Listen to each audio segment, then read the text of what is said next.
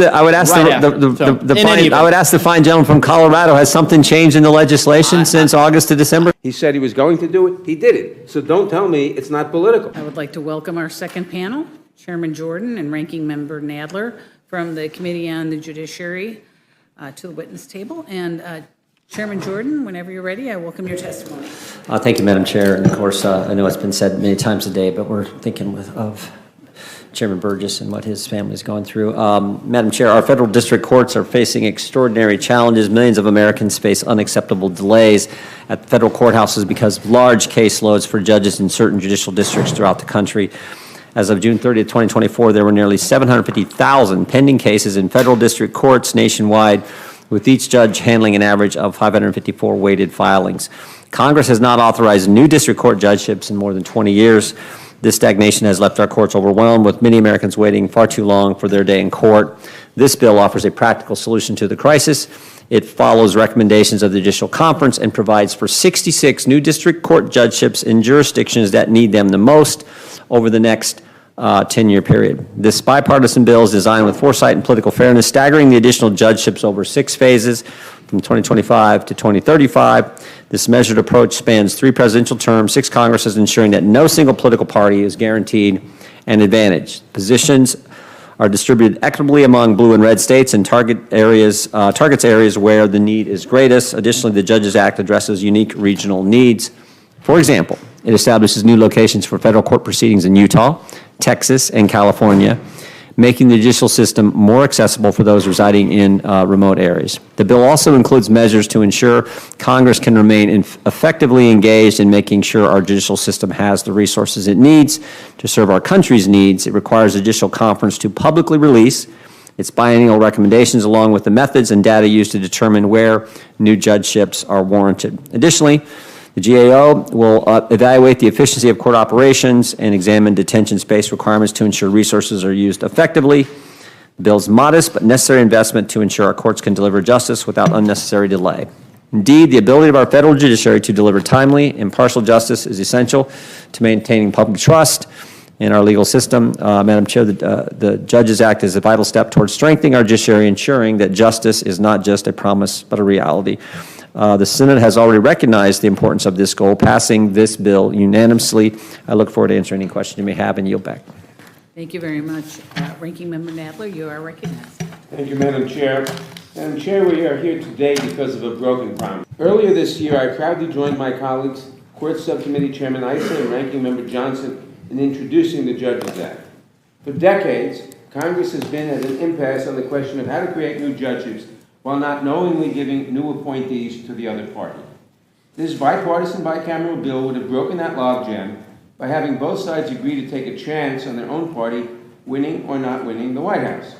Under this legislation, we all promise to give the next 3 unknown presidents a certain number of judges. Because no one can tell the future, we were all at an equal disadvantage. But for this deal to work, the bill had to be passed before Election Day. On November 6th, we would all know who the next president would be, and the deal would be broken. The Senate did its part and passed the bill last summer. But House Republican leadership was unwilling to take a chance on their own candidate and refused to bring the bill to the floor until now, after the election. Thus, the agreement central to the Judges Act, that the opportunity to appoint new judges be given to an unknown future president, or really to 3 unknown future presidential terms, is now broken. But that is not stopping our Republican colleagues from taking advantage of all the senators and House members who took a chance on bipartisanship. Unfortunately, we are back where we have always been every time a bill to create new judgeships comes before Congress, with one party seeking a tactical advantage over the other. Since Donald Trump demonstrated during his first term that he sees the federal courts as nothing more than an extension of his political operation, and he has already stacked them with dangerously unqualified and ideological appointees, giving him more power to appoint additional judges would be irresponsible. Under the allocation set forth in the Judges Act, he would get 25 judgeship nominations on top of the 100-plus spots on the judicial bench expected to open up over the next 4 years. Donald Trump has made clear that he intends to expand the power of the presidency, and giving him 25 new judges to appoint gives him one more tool at his disposal to do that. Many of the people elevated by Donald Trump to the federal bench in his first term were not just conservative-leaning judges. They have proven to be ultra-conservative ideologues who have perverted the law to benefit Donald Trump and his conservative causes.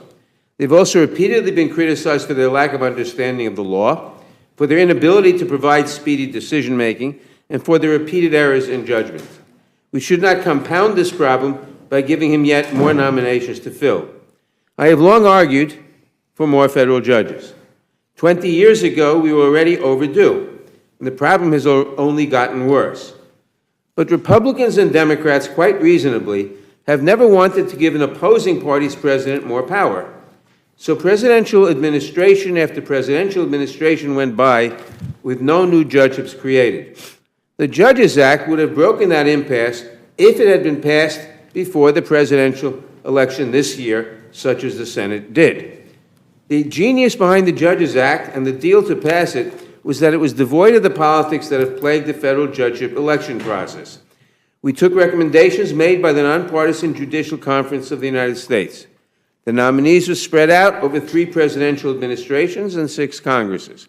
And the judge allotments would begin with a future unknown, quote-unquote, next president. In August, senators from both sides of the aisle joined together and unanimously passed the Judges Act. But when S-4199 arrived in the House, Republican leadership refused to touch it.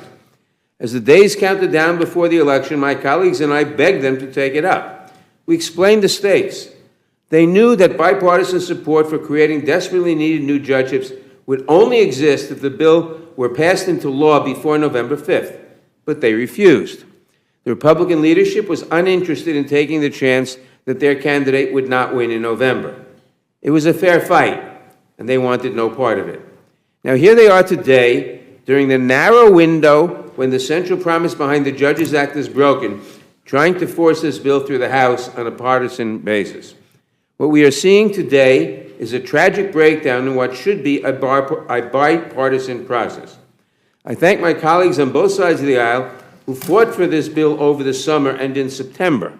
Our work together reminds me that there can be opportunities for collegiality and collaboration across the aisle. This good, honest work is even more striking when juxtaposed with the political gamesmanship we are seeing this week, as the majority takes a nonpartisan bill and perverts it toward their own ends. 1 month and 11 days from now will be January 20th, 2025.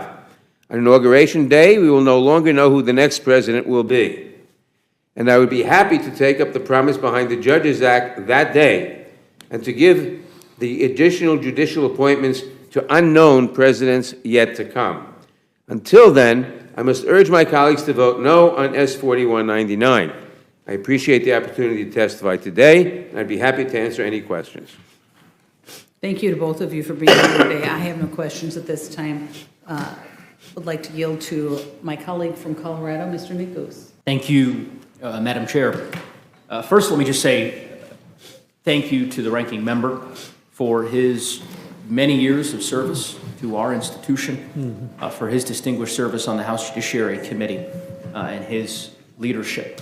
And I believe we all are grateful, and I'm certainly among those who believes that the ranking member has made an indelible impression and impact on this institution that I believe will last generations. And so I want to make sure the ranking member knows my sentiments. I want to give the chairman an opportunity to respond to the ranking member and perhaps expound a bit and give us some understanding about why House Republicans waited 2 months, 3 months, I suppose, after this bill was sent by the United States Senate to the House to take it up. I would just say this, the ranking member, and I too appreciate Mr. Nadler's service to the committee. The ranking member and his continued service to the committee, mentioned fairness. Judicial Conference says we need it. Everyone knows we need it. It came out of the Senate unanimously.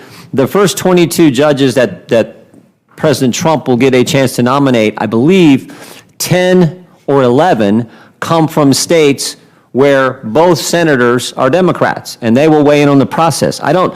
I don't know how you make it any fairer than what it is. If all those first states had all Republican senators, and maybe you have an argument, but I think this is as fair as it's going to get. And again, it's spaced out over a 10-year time period. We don't know who the next president's going to be in 2028. We don't know who they're going to be in 2032. We just don't know. That's why it's spaced out over 10 years. And Hey, let me try this another way. Democrats and Republicans in the United States Senate, Senator Young from Indiana, Senator Padilla from California, came together, passed on a unanimous basis legislation to address the judicial crisis facing our courts.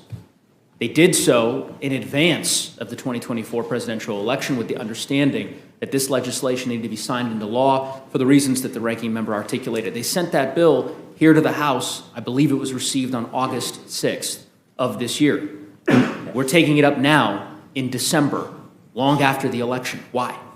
we just didn't get to the legislation. Just didn't get to it. Yeah. It's going to take, We didn't get to the legislation. Total That doesn't coincidence. change, but it doesn't change the fact that the When did you make American, the announcement that we'd take this bill up? it doesn't change the fact that the American people, When did you make this announcement? I don't remember making an announcement, we take the bill up. Well, I believe you did an interview a few weeks ago, right after the election, right after Donald Trump won the presidency, don't- and you I said, don't- "Oh, you I know don't- what? We got to get this bill done. We're going to get it to the Well, floor." I think I was asked about the legislation, we got to get it done. It Just came out- coincidence. Came out of the Senate unanimous, the American people spoke, President Trump won the popular vote, won all 7 swing states, won 30 of the Well, boy, 50 electoral I college, will just say, Mr. states in the electoral Chairman, college, I mean, That is one interesting coincidence, that the bill comes to the House on August 6th of this year. It comes to the House on a unanimous basis from the United States Senate. Everybody's for it. Everyone says, we've got to get this well, done. not everyone's before- for it, it sounds like you're against it. We've got to get this I'm done for it. before the presidential election. And lo and behold. Because you don't like what the people The said? chairman of the committee You don't like what the decides, people said? We're not going to get it to the floor. We're going to wait until the presidential election so that once we know Well, tell that me what- our preferred candidate has won the election, we'll bring it to the I floor. would ask the right after. So, in any fine, I event, would ask the fine gentleman from Colorado, has something changed in the legislation since August to December? It's still the same bill. I appreciate the chairman's position. Of course, Ranking Member Nadler. The whole point of the legislation, and the reason the Senate passed it back on, what was it, August 6th, was that no one then knew who would win the next election. Yes, the American people spoke. Yes, the American people gave Donald Trump 4 years. But that is why we cannot pass the legislation now, because we know who won the election. And the idea was we should pass legislation in which nobody knows who wins the election, so that we'll see what happens. That was the idea. Now, Mr. Issa and I begged the chairman to schedule this vote as soon as possible, before the election. He didn't do it. Why didn't he do it? Because I presume, that I'm sure that had Kamala Harris won the election, we wouldn't be talking about this bill now. Of course. And only because Donald Trump won the election are we now talking about this bill. Precisely. And with that, I yield back. Thank you. I would yield to my good friend from South Carolina, Mr. Norman. Thank you. I would yield to Ms. Ledger Fernandez for any questions she might have. No, thank you very much. I feel like am I having any takers? I would yield to Mr. Roy. I'm sorry. I'm taking.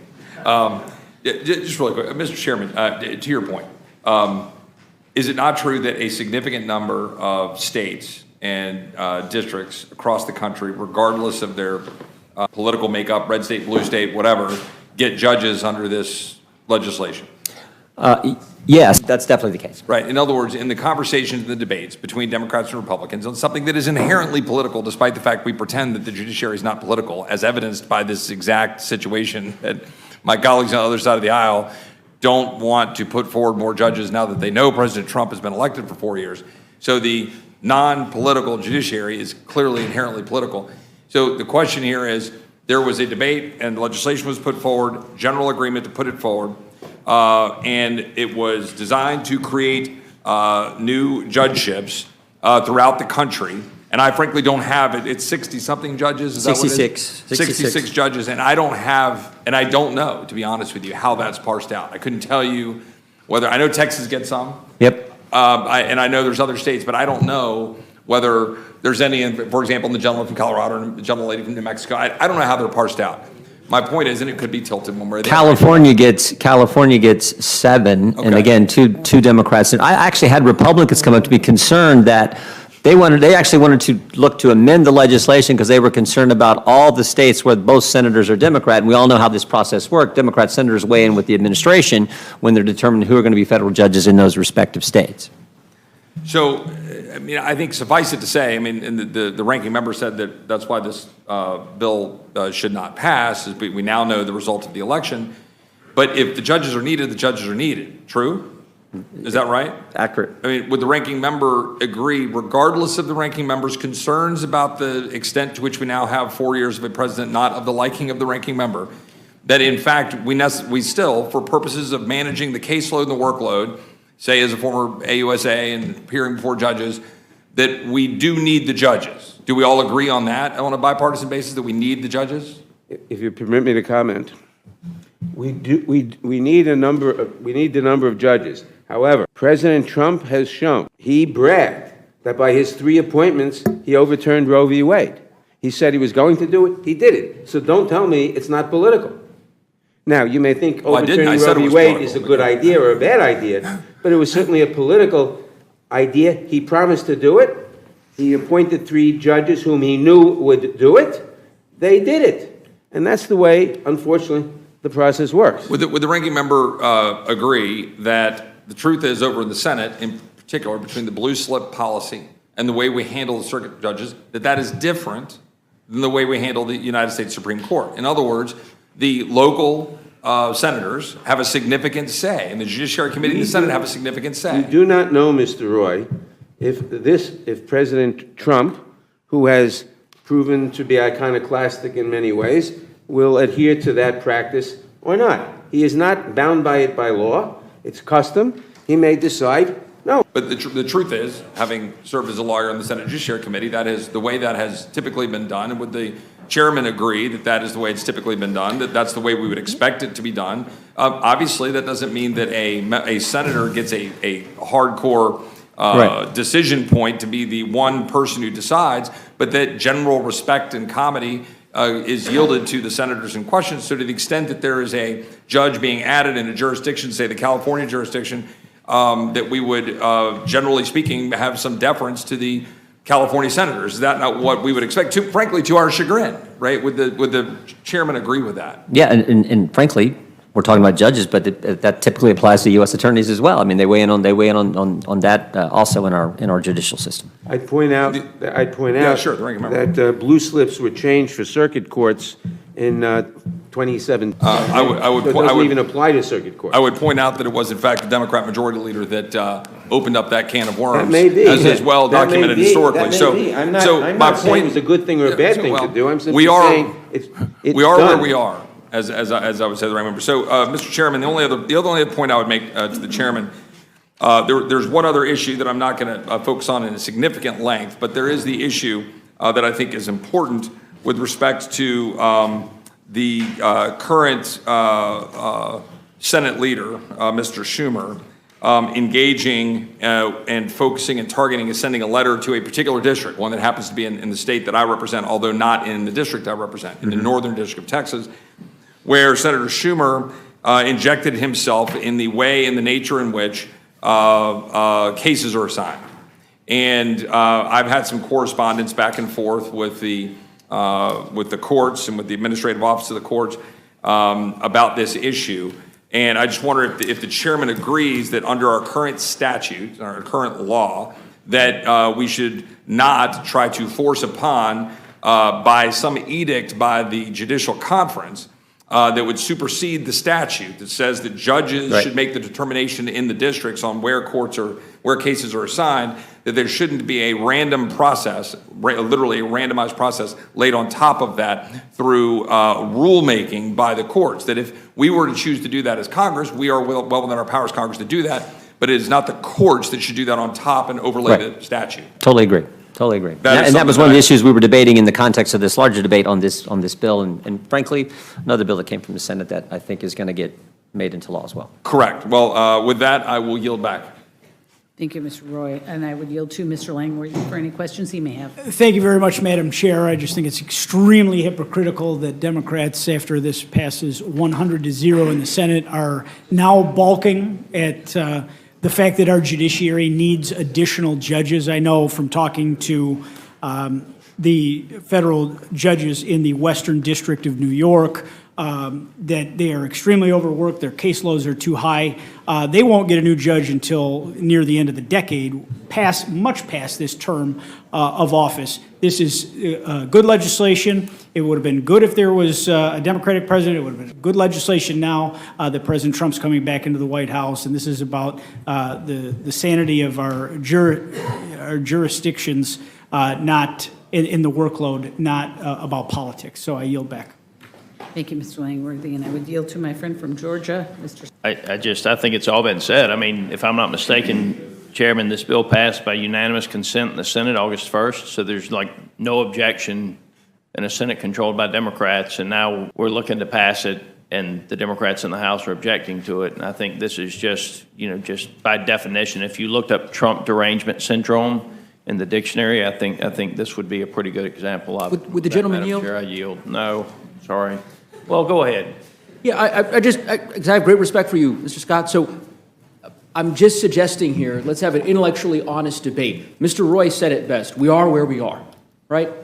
But spare me, and it's not your reference, but Mr. Langworthy made this notion of, the judicial system is facing a crisis and a backlog and all the rest. Yes, there are many of us who've been working on it for the better part of the last 18 months who were begging House Republicans and the chairman and others to take All right, this legislation as the Senate had asked. And so now to pretend as though the reasoning that the ranking member articulated is, I get that you disagree with it, but at least concede. You understand the senators have said explicitly they hoped that the House would take this up before the election for this precise reason. That's all I'm suggesting. The bill was introduced, I mean, this says January, February, March, April 19th of 2024. Correct. Well, that's not 18 months ago. This is kind of record speed for a piece of legislation getting done over the last 10 years when you get right down to it. I mean, in any event, I yield back. Well, but I would just, if I could, to the gentleman from Georgia. It passed by unanimous consent in a Democratic-controlled Senate, and it's the same language. If we had changed the language, I would understand the objection, but I don't understand. I mean, the alternative, if I could, that the ranking member put forward is, now we got to wait another 4 years. That's exactly right. We got to wait another 4 years. But how many of the judges will be appointed over the next 4 years? So Mr. Scott? How many are appointed over the next 4 years? 22.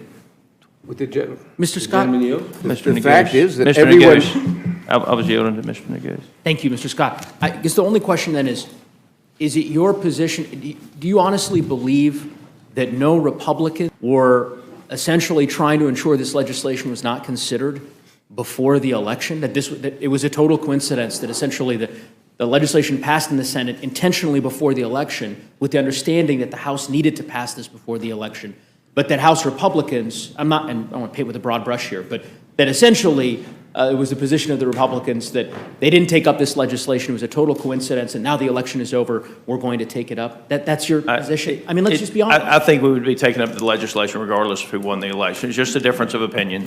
And so, Madam Chair, I yield. Thank you. Thank you, Mr. Scott. And with that, I thank you very much for appearing before us today, and you are excused. Thank you.